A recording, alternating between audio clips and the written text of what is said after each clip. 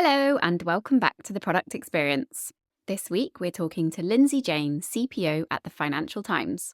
In this episode, we discuss why product managers are so stressed out and how to fix it. Hi, Lindsay. Welcome to the Product Experience podcast. How are you? Hi, Lily. Thank you so much. I'm really well, thanks. Great. And it's so nice to be with you here in person. And it would be great if you could give our listeners and watchers a quick intro to who you are and what you do in product. And also a little bit of your origin story of how you got into this world. Yeah, that would be wonderful. So I'm currently the Chief Product Officer at the Financial Times. That's a bit of a pace shift for me. I came out of the world of scale-ups and startups, but it actually harkens back to how I got into product. My very first job was early in the days of gov.uk, and I've always been quite civically minded, and so I joined the civil service to make a difference. And someone gave me a laptop that took literally 11 minutes to boot up. And a few months into this horrible hierarchical, this isn't going to go down well, somebody walked past me holding a MacBook, and I was like, why does that person have a computer that works? And so I chased them and found out about the Government Digital Service and convinced them that they needed a translator between the world of government and the world of tech. And as somebody who grew up with a computer in their bedroom, very fortunately, and sewing machine alongside it, so that creative and science bit coming together, I just happened on this world I didn't know existed. And so for a year or so, I was the translator. And then I felt I knew enough that they let me loose on the product itself. So that was, 15 years ago, 10 years ago, something like that. And here we are today, still at it. Great. And one of the things we want to talk about today is why so many product people experience burnout, why it's so hard for us still. And we've been doing this for a long time. We're well established as a function in most businesses, in theory. In theory. But why? Why are we still having this experience where people are finding it so hard to just do the job that they thought they were hired for? Yeah, I mean, sometimes I'm like, is it causation or correlation? Are we drawing in a bunch of people who really care and really want to try and therefore are passionate and are just pushing because it's such a rewarding job when you put something out there and you see someone using it and it goes well? But that seemed like it might be too blunt an idea. And like you say, the craft has been around a while and organizations might have different interpretations of it. But I think there's two main problems I've observed. The first one is in large organizations, there isn't really still an understanding. When I say large, I mean non-tech organizations. There isn't necessarily an understanding of what the role is. There's quite a lot of accountability to give to what can sometimes be a junior role. So you see people sort of reading the textbooks and then raging against the machine because it's not like the textbooks. Conversely, if I look at the world of tech companies and tech scale-ups, in one stage there was so much venture capital money being pumped in. There, the burnout was ship it faster, grow faster, hire. I mean, when I was at Monzo, 50% of my time was hiring just to keep up with the demand of all the ideas and the capital we could deploy. And since that money has trickled away with sort of difficult economic circumstances, then it's like, we have no runway, you better be making money, go, go, go. All of that wrapped up in the fact that you are accountable for the success of something that you don't have direct authority over. You can't make an engineer do that. You can't make product marketing do that. You can't make sales behave in that way, and nor should you. But it means that a lot of your job is about influencing everybody around you. So, as we like to say, all the responsibility with none of the power. That's the one. And interestingly, if there is conflict or tension or a bit that doesn't actually work in the flow, that can go hidden in an organization for a really long time. But it will get surfaced in the moment where you try to launch a product, because you will need legal to talk to this department in order to do it. So you're quite often the person going, hey, there's a difficult issue we need to get through here. And I think that can be quite challenging too. I think it's interesting because that dynamic of all of the responsibility with none of the power, it really makes product managers have to operate in a very particular way. Yeah. What are some of the ways in which you coach product managers through where they are having to convince or persuade people, hopefully they're to get on board with their ideas, and hopefully their ideas are the right ideas? Yeah, and this is something I'm still learning myself. And I feel like, never mind A/B testing 101, we all need how to have difficult conversation training 101. And in fact, I'm actually developing that for my team right now, how to deal with, difficult situations and how to influence. But the number one thing for me is you've got to meet people where they are. Right? Go find that stakeholder, go find that person and get really curious about what they care about and what's going on in their brain, and don't try to solve it in one go with, but here's my idea. Mm-hmm. You're not in this, it's a marathon, not a sprint. Mm-hmm. So you might go make sure they really know you care about their concerns, you understand their world, and just be really curious. Don't assume they don't know what they're talking about. Really, don't go in with that conflict. And that might mean the first time you ship their crazy idea. But you've got to kind of slowly be bringing them into understanding that you can be trusted and that data is a really important part of what you do and that delivery is an important part of what you do. But I think that can take a bit of time. Yeah, I love telling people, you've got these skills that you've learned about discovery. They don't just work on customers. You can use them internally on your stakeholders and your partners as well. That's such a great metaphor. Yeah. So that's what a little bit of what people can do on an individual level. But you're in a leadership role. What is the responsibility, or what can you do in a leadership role to help create an environment where the people have a better chance of succeeding and a better chance of, you're easing the way of engagement for everybody else? Yeah, I think that there's a lot of things that you could and should do to clear the way.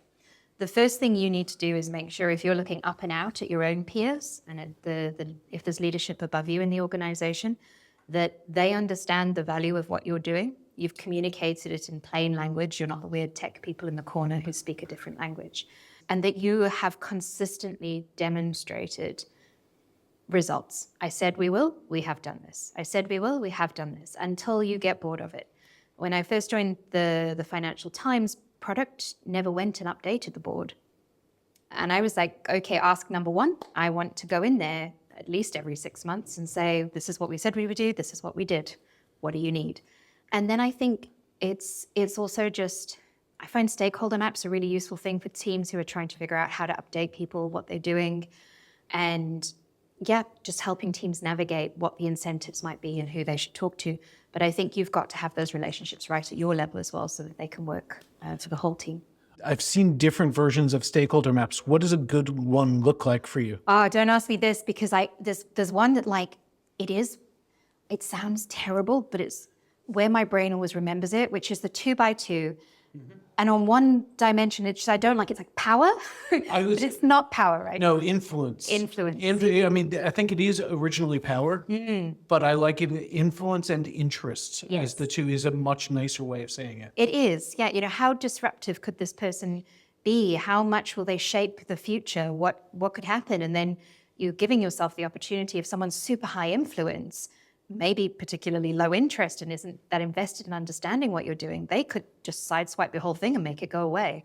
So it's important to make sure your communication and what those people know about is specific to their user need. But like you were saying about discovery, what are the user needs of the various people around you?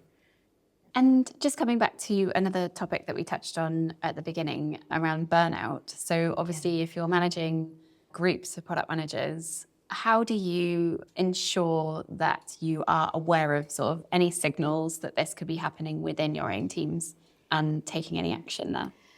I guess nothing that revolutionary. I have 100 folks in my team, so I concentrate quite closely on the people I speak to regularly, kind of every day. But at the sort of scale of 100 folks, we do use like Peakon, which is a tool that surveys people regularly, that helps us understand how they're feeling and what they're doing. So we get like that kind of raw data out of it. I think there's just also knowing people well enough to know when their resilience is low and they're not being themselves and helping them be proactive. And some of that can just be making sure they take holidays or taking them to one side after a difficult meeting and let them scream into the void before you go back in again. And I think I'm really lucky. I work in an organization that very much prides itself on creating work-life balance and on being flexible about when people can do things. But at the same time, the job is very challenging. Mm-hmm. So I think it's just the people you see every day, knowing them well, making sure you have authentic communication so they can kind of go, "Ooh," or you recognize when they're in a bit of a pattern. And then at scale, just making sure that you're getting enough data out of people. I think it's really interesting that, quite often when people talk about burnout, it can almost be attributed to the company culture and like pressures of the company. But I also see people who are so just excited and passionate about what they're working on that they want to work on it more than more than they should be, and more than is healthy for them. Yeah. And I was having a conversation with my product team the other day about, what work was so exciting or so fulfilling that you could just lose yourself in it, and you wanted, you might want to open your laptop after dinner again and just be like, oh, just look at this again and do a bit more. What do you do with, with people like that where, you want to harness that excitement and their kind of self-motivation, but also look after them? Yeah, I think as humans, we're bad at a couple of things. Understanding orders of magnitude and scaling, and understanding that life is cyclical and a rhythm and not more all the time. And I think it's absolutely fine to be so excited about a piece of work that you cannot put your laptop down. But it's not okay for that to be a pattern that is consistent. So I would be very chilled if someone was really enthusiastic for a while. I'd be very worried if I was seeing Slack messages at this time, or it was clear that they were all scheduled for the morning, or that sort of thing. And that, I think, is just a conversation about it being a marathon rather than a sprint. There's like two things, right? If you think about it like gardening, there's a plant that will grow really, really fast and high, but might not be that strong. And then you can put that plant in the sun or in the shade, and that will help it do one or the other. So I always try to think about people as plants, apparently. I always try to think about what's the environment doing and keep an eye on it, but then also what's the individual sort of tended toward. And I'm married to somebody who I tease and say, you are like, I don't know if it's true, but they say horses will literally work until they drop dead. He does. So you have to stage interventions. So I have a lot of the signs to watch out for. I had an aspiring product manager on a team at one place who was going through a breakthrough. She was totally leveling up in her skills, and she was so excited. And the ideas were bursting out of her head, and she was working nights and weekends, not because anyone expected her to, but because the ideas were just flowing and she was learning and she was really enjoying it. And I had a friend coaching her, and he was telling me he was a little bit worried about her burning out. So I had that conversation with her, and it's okay to do this so long as you never feel like you're expected to do this. Yeah. The minute you feel pressured to do it, you need to stop, and you need to be watching out, and you need to know that we're watching out for you. But we're not going to tell you to stop if you really want to. It's okay. It's creating the condition and the knowing there's no expectation, but then also, and giving people context, but also trusting them a bit to sort of know when they're in the zone versus know when they're feeling a bit frazzled. This episode is brought to you by Pendo, the only all-in-one product experience platform. Do you find yourself bouncing around multiple tools to uncover what's happening inside your product? In one simple platform, Pendo makes it easy to both answer critical questions about how users engage with your product and take action. First, Pendo is built around product analytics, enabling you to deeply understand user behavior so you can make strategic optimizations.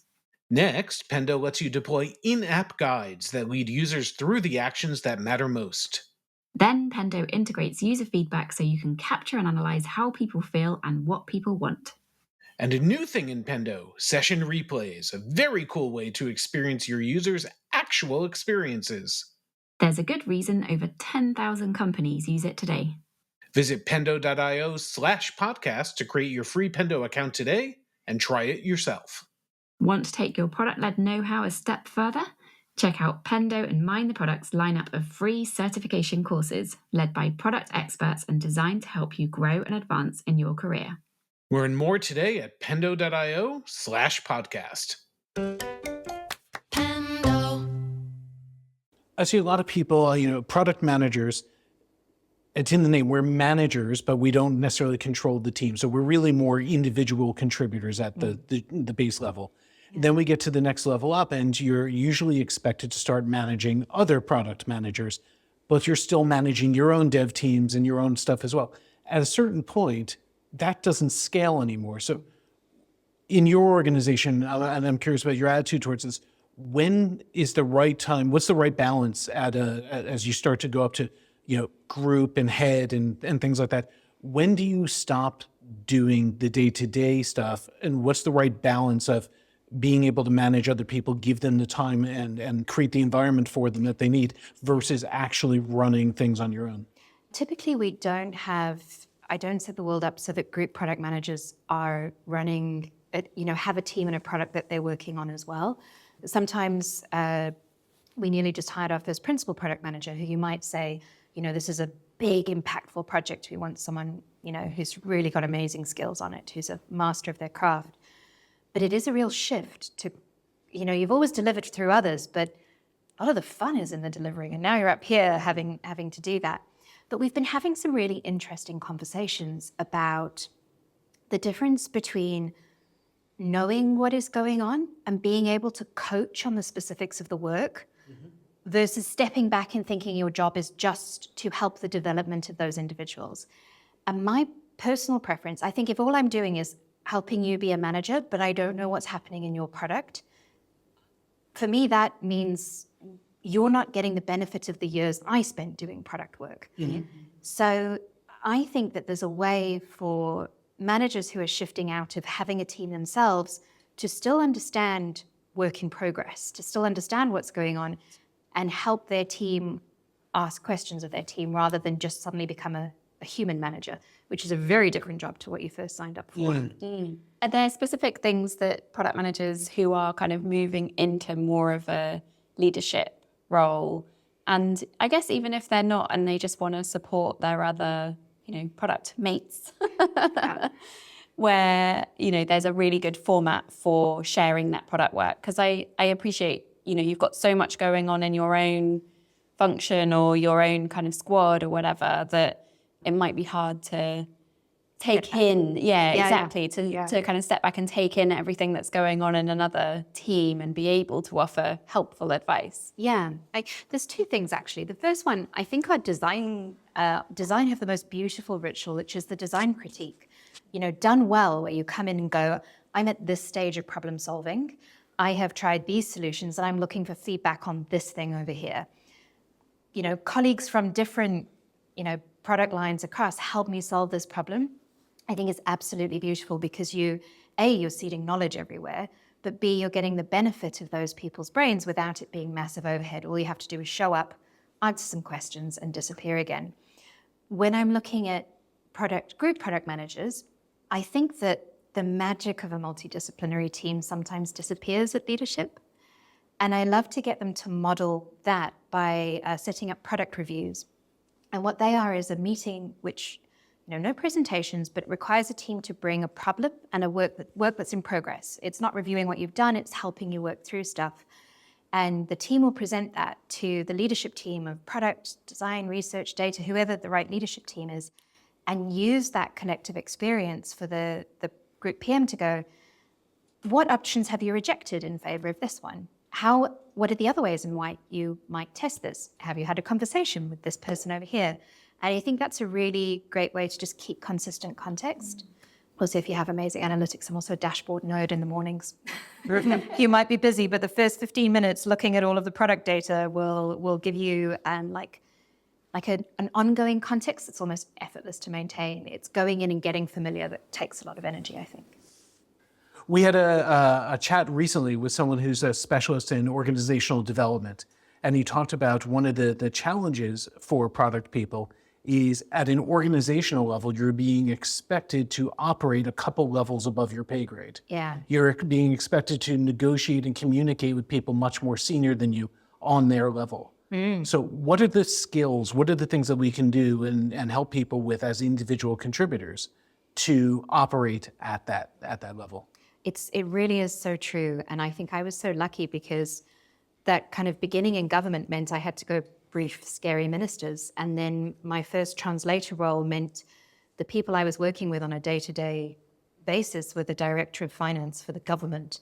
I couldn't read a statement, and all of my stakeholders were really, really senior. And I was really confused by emails we would get by people who were like, you have to help me with this. I'm like, you have no understanding of the perspective or what constitutes escalation. You just seem very disconnected from the interests and the needs of this group. Why is that? So this weird experience of coming in really understanding the senior perspective and not really understanding the perspective of my peers.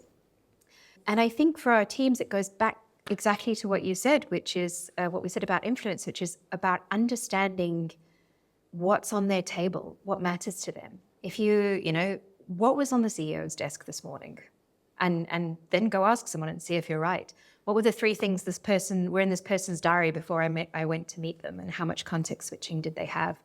So I think there are practical skills around how you present your voice, your body language, being well prepared for meetings, trying things out, asking for feedback afterwards. But I also think there's a bunch of empathy for your users and understanding where they're coming from as well that will power up those skills of being hella prepared and being able to sort of present. What's one of the pieces of advice you've had in your product career that has really shifted your perspective or changed the way you operate and has really made a difference to you? There are actually 2, but in the context of this situation, I will go with the one that has helped me not to burn out, which was I was working with a founder, CTO in one of my roles, and he looked at me and he went, "You don't have to die on every hill, Lindsay." And I was like, oh, you're right. I'm prioritizing what I build. I'm prioritizing in every area of my life, but I really care about quality and I really care about us finding the best way to do stuff. So I was dying on every hill. And so now if I'm feeling frazzled or if I'm catching myself speaking because we're in a meeting, and so you can, I just have a little filter that goes, is this a hill that makes the cut? I like that. So I want to know what the other piece of advice was. I actually just mentioned this at the roadshow talk I just gave, which is half your job is building the product and shipping it. The other half is landing it. And that's all about communication, which I guess also speaks to influence and visibility. It's not done until people know it's done. Really? And they know with context. We sometimes say about strategy, whenever we have an OKR about strategy, it's a terrible thing to do. I always use the result. You can stop a random person, a service desk person who's a few weeks into the job, a junior user researcher, and ask them what the strategy is, and if they can answer clearly, then you've nailed it. And until then, you haven't. So, yeah. What's the biggest mistake you see people that, more junior product people on your teams, people that you coach, people at other companies, what's the most common mistake you're seeing them make in this space? What's the one thing you wish that they all knew and would just start doing differently? It honestly is that rage against the machine. I've done a lot of interviewing in my time and a lot of coaching recently to help people prepare to find new jobs, particularly in the context of difficult exits from jobs or places where they didn't have a choice from leaving. And you really, from a million miles away, can see someone who's leaving a job versus someone who's going to a job and what baggage they're carrying with them. I think you have to, if you are making that job change, I think you have to get it out your system, mourn it, get over it, come up with explain that job and why you're moving on in a way that is authentic and makes sense for you, but has some of the heat taken out. And if you're in an organization, it is what it is. You are one person, and if you go up against a thing that is not human, you might change it, but you probably won't. So pay attention to the environment you're in, accept it as it is. It's the alcoholic, give me the serenity or whatever, to accept the things I cannot change. The serenity prayer, yeah. Yeah, the serenity prayer, there we go. That's the piece of advice I'd give to PMs just for sanity. You will ultimately get more shipped on a 2-year horizon than if you just try blast through with the stuff in front of you. Yeah, I think that's such good advice. So just thinking about the what you're saying about, people leaving from potentially quite difficult situations that they're in, and then you have to build a picture of what you were able to do in the business before. What advice do you give people in that space? Because, I'm fortunate enough to have been in some really good situations, but even then it's been tricky if there's, the funding's run out and things like that, then you feel a certain level of shame or embarrassment of we weren't successful, and having to explain that. But, when things are even worse and you're in a fairly toxic situation and you're not able to operate at the level that you want to, like how do you coach people to explain those situations in a way that is still attractive to another employer? There's probably some psychological basis for this, but my observation is that people will tend to extrapolate failure around a company to an individual and be worried about being contaminated with it on some sort of, I don't know, deep psychological level. So what I often work with people to do is find ways to draw out their personal successes or the bits where they avoided it, or, you know, where the limits of their influence were, so that even in a company that shut down or sold or whatever, you can still tell a really compelling story.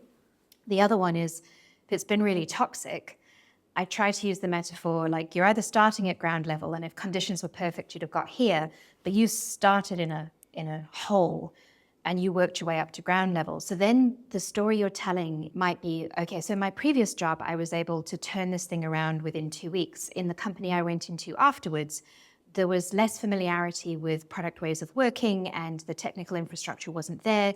So I embarked on a program of, you know, change that meant that 6 months later, we were able to do this.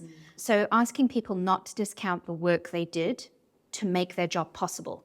It's not just what you shipped, it's what you did to make that possible. And I think that can be quite powerful. And also just having a place to go, like, let that stuff out, get over it, say it, be done with it until the heat's taken out. And then you go into the interview. I was hiring for a role once, and we were hiring people from a particular culture that was not very big on individualism.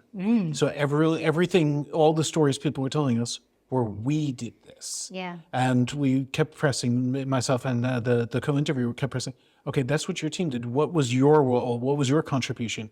And it's interesting you're talking about, you don't want to get contaminated sometimes with the company. So the balance of, this is what we did, but this is what I did in that context. Yeah.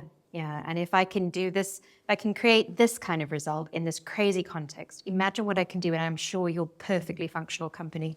High functioning, you know, wonderful emotional intelligence. Just imagine how I will soar there. I also think that there's something about when you have a match with a company where you have similar values, that they probably are going to recognize your value. They are going to be smart. They're going to want people who've been brave enough to try and fail, if it's an environment that will reward that. So I think that you might meet a lot of frogs, but and it's painful, and sometimes there's a financial reality where you've just got to get paid. But I think that those rejections are maybe a good thing. Lindsay, thank you so much for all of your advice today. It's been such a pleasure talking to you. Thank you very much. I'm definitely stealing some of the ideas you came up and using those elsewhere. Discovery on stakeholders.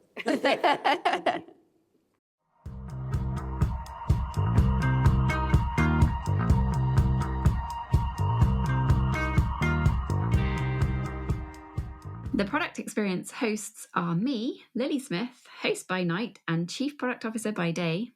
And me, Randy Silver, also host by night. And I spend my days working with product and leadership teams, helping their teams to do amazing work. Luron Pratt is our producer and Luke Smith is our editor. And our theme music is from product community legend Arnie Kittler's band, POW. Thanks to them for letting us use their track.